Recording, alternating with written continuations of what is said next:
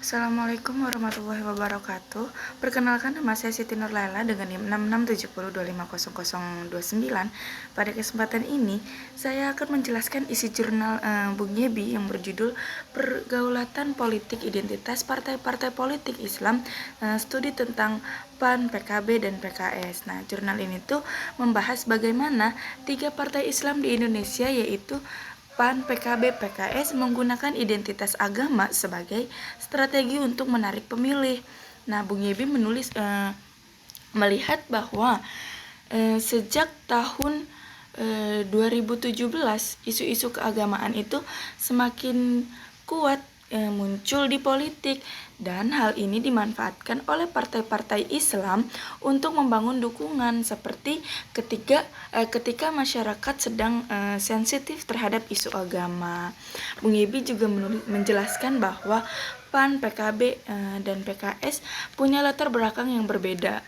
PAN dekat dengan Muhammadiyah dan masyarakat perkotaan. PKB itu lahir dari NU dan banyak didukung masyarakat pedesaan. Sedangkan PKS berasal dari gerakan tarbiyah di kampus-kampus dan memiliki gaya politik yang lebih disiplin. Nah, perbedaan latar belakang inilah yang membuat partai-partai Islam di Indonesia itu tidak bersatu, tetapi terpecah menjadi beberapa kelompok. Penulis atau Bung Yebi menemukan 3 penyebab utama perpecahan itu. Nah, yang pertama, perbedaan cara memahami ajaran Islam. Yang kedua, perbedaan kepentingan politik antar tokoh. Nah, yang ketiga, perbedaan pandangan mengenai kebijakan publik, terutama soal apakah Islam harus dijadikan aturan formal negara atau cukup menjadi nilai moral. Nah, jurnal ini tuh menunjukkan bahwa ketiga partai itu tidak hanya mengandalkan basis awalnya. PAN mulai menyasar pemilih NU, PKB mencoba menarik pemilih muda dan pemilih kota. Terus sementara PKS mulai mendekati kelompok Muhammadiyah dan NU. Artinya semua partai ini tuh udah nggak lagi eksklusif, tapi membuka diri untuk semua kelompok demi mendapatkan suara yang lebih besar.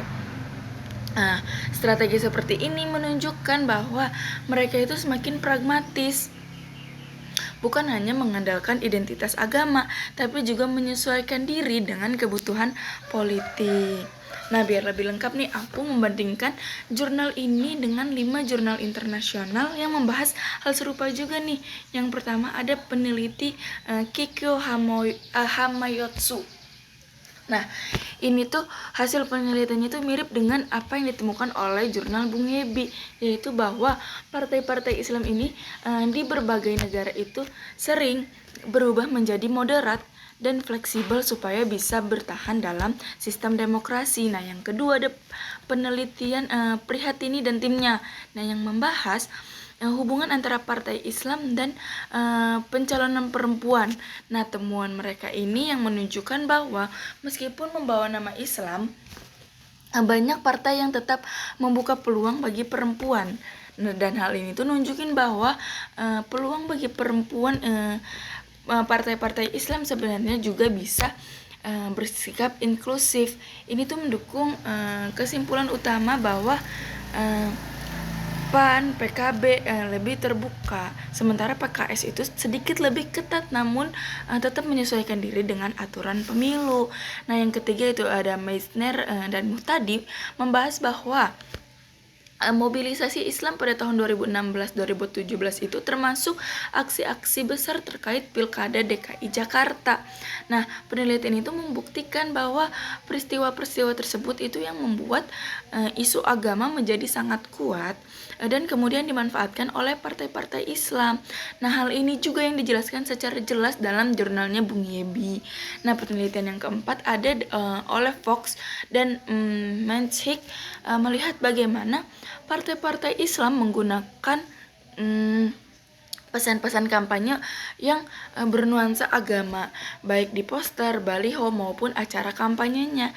Ini tuh sangat mirip dengan jurnalnya Bung Yebi dan Hairil Akbar yang juga melihat bahwa simbol agama itu masih menjadi alat kampanye yang aktif.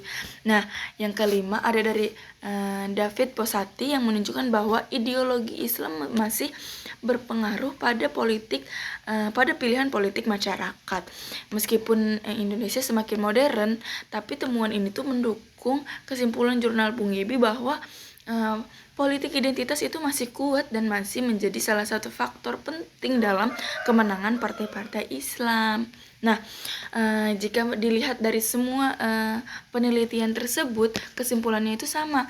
Partai-partai Islam itu cenderung memanfaatkan identitas agama untuk menarik dukungan.